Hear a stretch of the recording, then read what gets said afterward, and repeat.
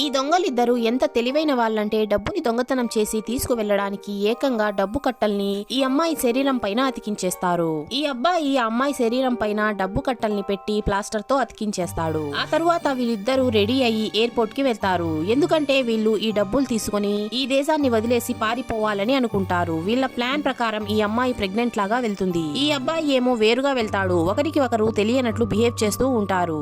ఆ తరువాత ఈ అమ్మాయి తన పాస్పోర్ట్ చెకింగ్ చేపించుకుంటుంది. ఆ తరువాత ఈ అమ్మాయి ముందుకి వెళ్లిపోతుంది.